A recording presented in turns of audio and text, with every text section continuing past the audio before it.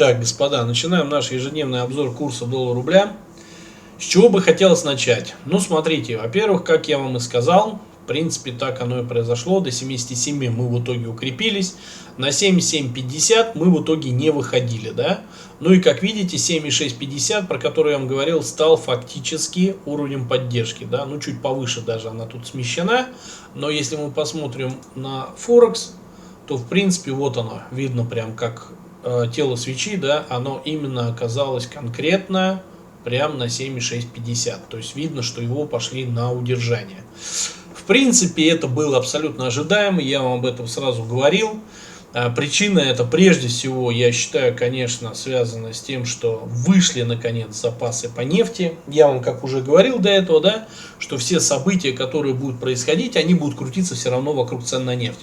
Значит, смотрите, мы ждали вчера, в ночью, да, на самом деле потом дата сместилась, вначале инвестинг показывал 22.30, в итоге все равно на 23.30, и данные по Американскому институту нефти в итоге вышли. Вышли они сразу с сокращением, там, по-моему, было что-то около минус 3,5 миллиона баррелей, то есть это уже был первый признак того, что нефть должна была расти, да. И мы, в принципе, видели, что сегодня мы уходили практически до 79, да. То есть вот, если посмотреть вот здесь, мы видим, да, 79. Я вам, помните, говорил, 78. Та самая главная отметка, которую нам надо вернуть и которую не будут давать возвращать. Вот, собственно говоря, здесь этот процесс и происходит, да. Но, смотрите, на самом деле не полностью еще пока все это дело отработано. По одной простой причине, потому что на этой неделе у нас еще будут основные события, которые на самом деле давлеют над ценами на нефть, потому что если опять начнется вот эта вся эпопея с повышением ставок, с созданием рецессии, с банковским кризисом, который все на самом деле идет всегда к одной дороге. Рецессия. Рецессия либо за счет пандемии, либо за счет замедления экономик, либо за счет банковского кризиса. Неважно. Главный смысл будет один. Рецессия. А рецессия значит падение спроса на нефть, замедление экономики и так далее. И в связи с этим, соответственно, цены на нефть вниз. Вот вокруг этого всего и в принципе строится сейчас вся картина. Давайте теперь разбираться, что же у нас все-таки происходило. Значит, произошли у нас выход вот этих данных непосредственно ночью по запасам нефти. Дальше у нас начиналось заседание Европейского центрального банка по вопросам немонетарной политики. Я там информацию пока не нашел, возможно, они, как говорится, позже опубликуют. Но смысл в том, что, как правило, все, что говорит сейчас ЕЦБ, все связано исключительно с ястребиным тоном по поводу дальнейшего повышения ставок и борьбы с инфляцией. Да? Более того, по поводу, прежде всего, смотрите, давайте сразу тут тогда, опять же, обратимся вначале к индексу банков, да, потому что это у нас, соответственно, тот, скажем, показатель, который показывает, есть банковский кризис, нет банковский кризис, да. Вот он у нас, как мы видим, постепенно сегодня потихоньку подрастал. Почему? Потому что, собственно говоря, все центробанки заявили, ну, я вам говорил вчера, вот Конгресс мы читали, да, что там происходило, что никакого банковского кризиса нету, что все банки стабильны, бабла дадут и так далее, и так далее, и так далее. Соответственно, это дело было успокаивающее, и мы видим, что по большому счету индекс как раз банков неплохо себя чувствует, да? После этого, смотрите, давайте сразу посмотрим американский рынок. Американский рынок тоже у нас, смотрите, сразу почувствовал позитив и пошел в сторону 4.20. Я вам сразу говорил, что 4.20 пока не на пробой, видите? И он прям четко туда и пришел. И четко не пробил. Потому что основные события, господа, еще впереди. Вот мы дальше куда должны будем идти, на 4.100. Но это, скорее всего, пока не будет. По одной простой причине, потому что я вам говорил, что, во-первых, закрывается квартальная неделя, которая закрывает целый квартал, и там могут быть фиксации позиций и так далее. А впереди у нас еще как раз самое будет главное, а это непосредственно отчетный период, который начнется еще спустя, считай, вот эту неделю, да, то есть через полторы недели фактически он начинается. И вот тогда уже на отчетах мы потихонечку пойдем туда. И это, кстати, должно, как я вам говорил, ослабить немного доллар. Но опять же, то есть риск он должен включиться. Но это пока все еще, как говорится, в перспективе, да.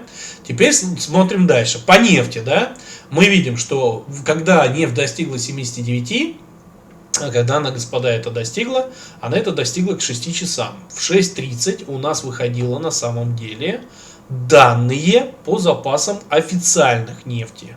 И они показали, что нефть сократилась еще больше. То есть там 7 миллионов баррелей, но я вам сейчас все это покажу в телеграм-канале.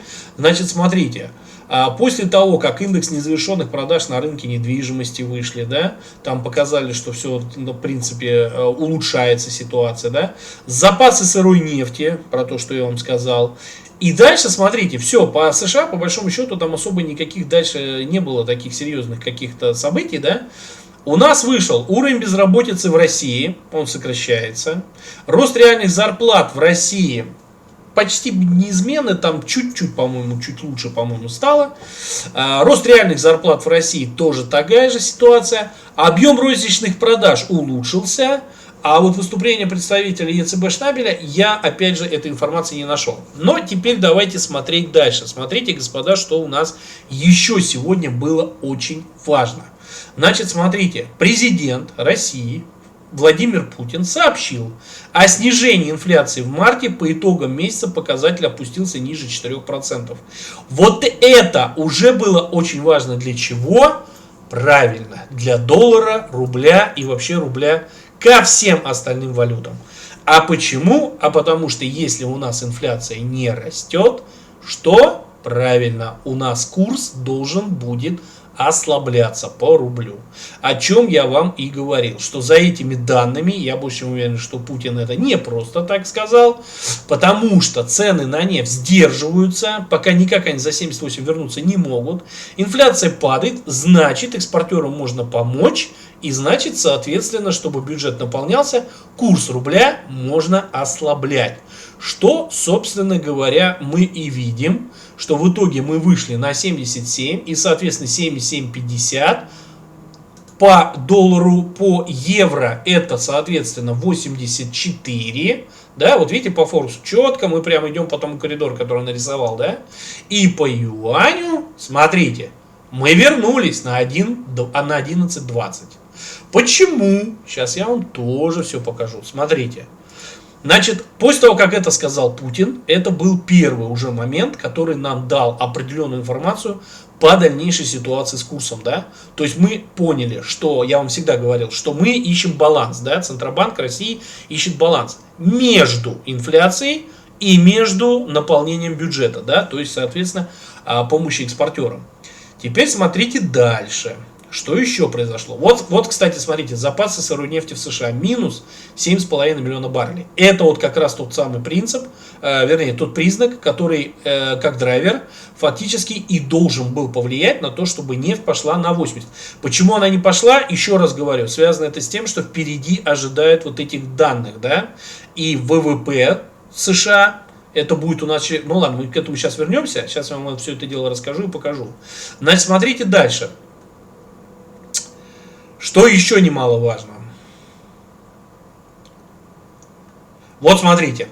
Объем торгов юанями, да, составлял 66,8 миллиарда рублей против 39 миллиардов по евро и 60 миллиардов по доллару.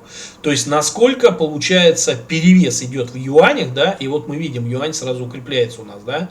То есть наверняка кросс-курсы работали, работало бюджетное правило, и вот скорее всего поэтому мы видим такую картину, что юань начал у нас непосредственно укрепляться. Что там делали, покупали его, продавали, здесь не указано, написано просто объем торгов, понимаете, да. Смотрите дальше. Вот что важно. 29 марта, третий день подряд, продолжались переговоры между Багдадом и должностными лицами регионального правительства Курдистана. Это мы сейчас идем как раз к вопросу о нефти. В попытке избежать закрытия крупных месторождений из-за того, что ограниченные запасы быстро заполняются. То есть они пытались эту нефть. Почему на самом деле в последнее время так начала опять отскакивать нефть? Прежде всего произошло вот это, господа, событие, которое непосредственно сократило предложение нефти на рынок. Теперь смотрите дальше, это будет сейчас очень важно. И вот то, что они пишут из того, что ограниченные запасы, потому что вначале они просто стали отправлять их в хранилище, но хранилища быстро заполнялись. То есть Турции запретили перегонять нефть по трубопроводу. Речь идет о 450 тысяч баррелей в сутки нефти из Киркука, поставки которой были приостановлены на выходных после того, как Багдад выиграл знаковое решение Международного суда, постановившего, что Турция нарушила двусторонний договор, содействуя независимым трубопроводным потокам из Курдистана. Как отметил 28 марта 2023 года представитель Совета национальной безопасности Кирби, смотрите, помните, я вам говорил, что американцев очень волнует вопрос цены на нефть? Мы призвали правительство Турции и Ирака возобновить поставки нефти по нефтепроводу Ирак-Турция. А я думаю, что все это, господа, не просто так. Смотрите, также нефть поддерживают и данные Американского института нефти API, согласно которым коммерческие запасы нефти в США падают после роста на предыдущей неделе, сократившись за неделю, которая завершилась 24 марта, на 6,1 миллиона баррелей. И вот смотрите, какая ситуация. Во-первых, обратим внимание, это курды, Курдистан, да? А я вам скажу так, что, насколько я, по крайней мере, это помню, когда началась вот эта операция в Сирии, там 5-10, да, курдов поддерживали те же американцы. Почему там была вся вот эта канитель, вот эти EPG, это все там у них было как раз связано с курдами. И они их поддерживали, они выполняли вот этой прокси, такая же, как на Украине, да, то же самое, ВСУ. Такая же эпопея была. Но потом они их бросили. И, собственно говоря, курды не знали, куда приткнуться. Фактически, там притом турки к ним имеют очень большие, как говорится, вопросы к рабочей партии Курдистана. Вот. Но смысл в том, что неофициально курды в итоге перешли фактически, можно сказать, под Россию, да, потому что на самом деле, во-первых, они сирийцами там уже и стали проводить учения и так далее, 5-10. И я думаю, что вот это как раз не просто так, да, вот этот, как говорится, вжух, да, не просто так. Пчелы здесь какие-то есть. Уверен, что на самом деле вот это все происходило именно для того, чтобы поднять цены на нефть. Я вам сразу сказал, что пойдут события, пойдут те новости, пойдут словесные интервенции, которые будут вести к тому, чтобы всячески с одной стороны поднять нефть, а с другой стороны опустить. Вот он, заявление Кирби вам, пожалуйста, живой пример, что они очень нервничают. Они прям сразу включились, сразу говорят о том, что срочно восстановить и так далее. Потому что именно это приводит, вот смотрите, как интересно, вот если, скажем так, подумать логически, да, смотрите, что происходит. Помните, мы с вами говорили про 78 уровень, да? Тот, который защищали саудиты, да?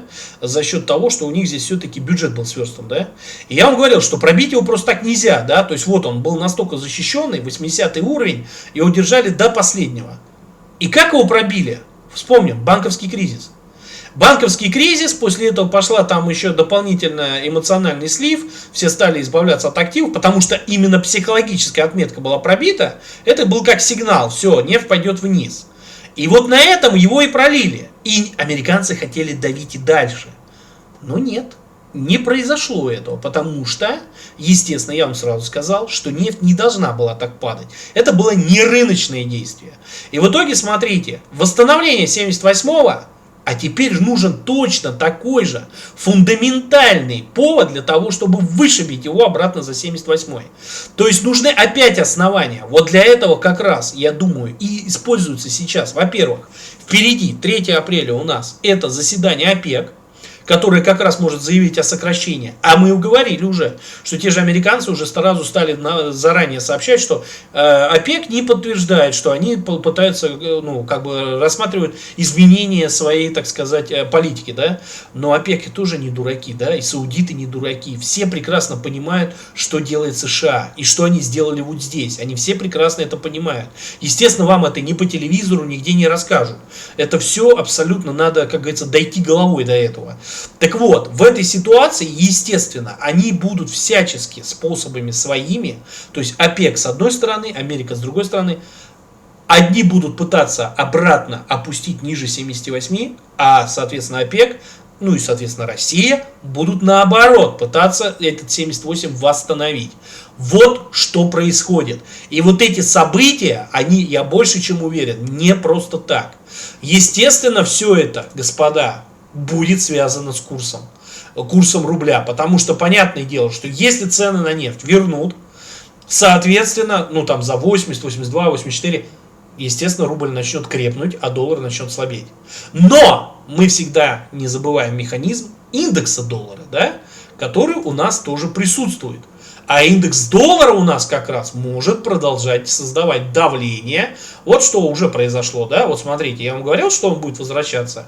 И он туда и вернется, и на 103,5 вернется, и на 104,5 может вернуться. Но там банковский кризис, там есть проблемы, поэтому уже высоко поднимать тяжело, тем более, смотрите, опять же, деньги начали печатать, неважно, что там потолок до сих пор не принят, но они его начали печатать, потому что начали непосредственно заливать банки ликвидностью, а ликвидности не хватает, об этом тоже уже как бы информация поступает постоянно. Поэтому, естественно, индекс доллара имеет ограниченные действия, но он, безусловно, будет включен. И вот сегодня мы это уже видим, как только понятно стало. Вот смотрите, смотрите, как действовал индекс доллара. Вот она утренние. Это первые были данные по непосредственно, они в 23:30 вышли, да, вот смотрите, легко проследить. Вот они, выходят данные по запасам по нефти. Все, индекс доллара полетел. А дальше он добился, когда нефть не пробила 78-ю отметку. Вот смотрите. Опять же смотрим. Вот они, 22:30, да, в 23:30 выходят запасы. Вот она потихонечку пошла. И пошла набирать, набирать, и стала выходить на 79. То есть, фактически она собиралась закрепить 78 уровень. Индексу доллара это не понравилось. И он, когда вначале увидел, что 78 удерживается, стал падать.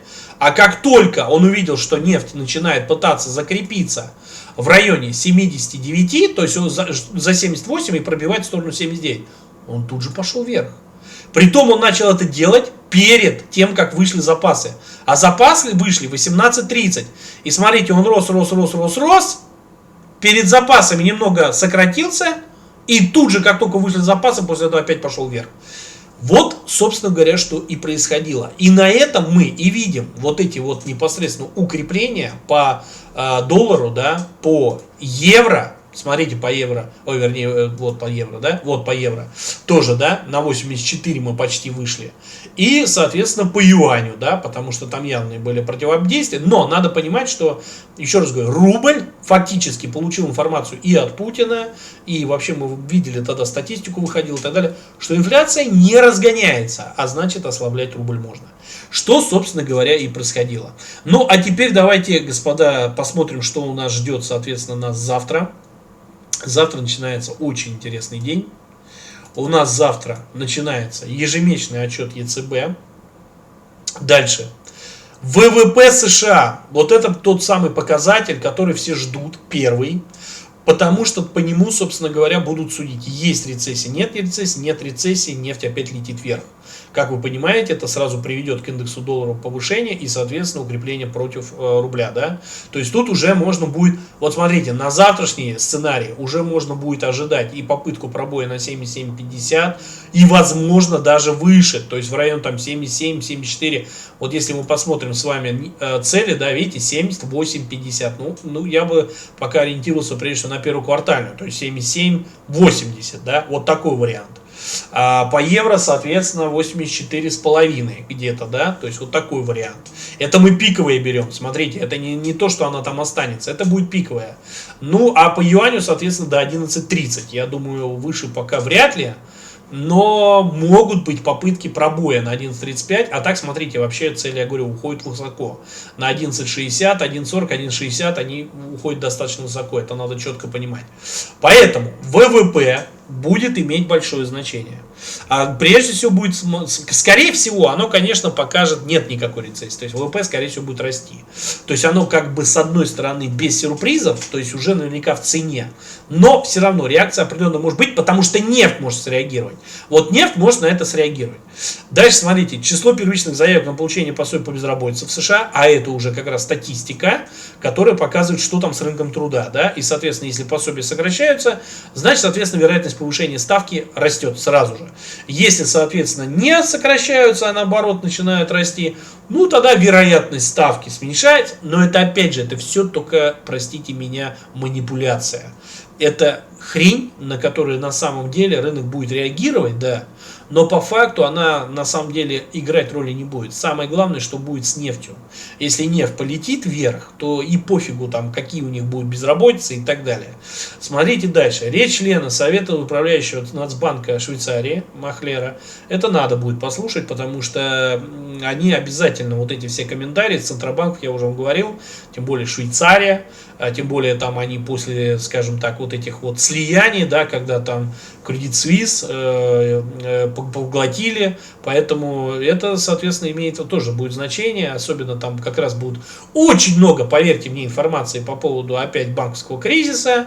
Речь члена будет Баркина США, это ФРС, и выступление министра финансов Джанет Йеллен. Вот это будет очень серьезно. Поверьте мне, она там начнет опять гнать вопрос по поводу того, что надо госдолг срочно повышать, что республиканцы должны пойти без всякого оговорочно, что ситуация становится все тяжелее, а Америка теряет свою привлекательность как для инвестиций и так далее, потому что демонстрирует свою нестабильность, особенно вот когда не принят госдолг и так далее, да, и это все безусловно будет отражаться сразу на валюте, обязательно. И также будут остатки резервов федеральных резервных банков, это вот как раз к вопросу ликвидности. Мы посмотрим, что там в итоге у них остается, сколько им надо еще печатать и так далее, да. Вот такая, господа, выглядит на самом деле картина. Значит, смотрите, если мы посмотрим по облигациям, да, они у нас сегодня, обратите внимание, тоже растут. Тоже растут. Они сегодня пытались, например, двухлетки выйти за 4. Вот она, да. Это в свое время был момент, когда мы его пробивали, да. Сейчас мы уже восстанавливаем. То есть вероятность повышения ставок выше и выше. Доходность начинает повышать, потому что, опять же, очень много избавления от госдолга сейчас идет, да. Соответственно, надо всех туда загонять. Ну и по индексу доллара я уже вам сказал, да, что здесь фактически идет возможный момент возврата на 103,5, если, вот, собственно говоря, ситуация с нефтью вдруг резко кардинально может поменяться. Но там, помимо завтрашнего дня, еще будет пятница, господа, там тоже будут важные данные, особенно вот этот так называемый индекс PSE, его все будут тоже ждать. Это данные по ожидаемой инфляции, предпочтительной так называемой ФРС. Поэтому это надо тоже учитывать. Она будет там в четверг, одни данные выйдут тоже, и другие в пятницу. Вот это все будет иметь огромное значение. Вот эти 2 дня. И на это, соответственно, может быть реакция как нефти, так, соответственно, как мы понимаем, и непосредственно валют. Так что, в принципе, еще раз напоминаю, по непосредственно прогнозу, возможно, доллар пойдет на пробой 77.50, да, в сторону 78, наверное, не улетит, но все зависит от того, как пойдет сильный индекс доллара, да. Дальше евро, естественно, может выйти из границ 84 вплоть до 85, но, скорее всего, будет опять же возврат там в районе 84-84,5. И юань, соответственно, до 11.30 и вплоть до 11.40. Это надо четко понимать. Также, господа, напоминаю еще раз, что те, кто интересуется не только курсом доллара-рубля, соответственно, подписывайтесь на наш телеграм-канал Trader Club, анализ акций. Кстати говоря, еще раз напоминаю, кто захочет отблагодарить, поддержать канал, пожалуйста, вот здесь тоже все указано. И также ссылка в описании, да, теперь я в каждом видео это прикладываю, потому что многие спрашивали по поводу, как там подонатить и так далее. Ну и также напоминаю, господа, что, соответственно, будем снимать и даже каждый день, да, поэтому, как видите, любые события могут приводить как к небольшим движениям, так и к сильным движениям, да. каждый день курс плавающий, поэтому ситуация меняется непрерывно. Ну и, соответственно, в пятницу подведем итоги, как обычно, а в воскресенье уже сделаю новый календарь, там впереди очень много всего интересного, поэтому следите за нами и, как говорится, подписывайтесь и будьте в курсе.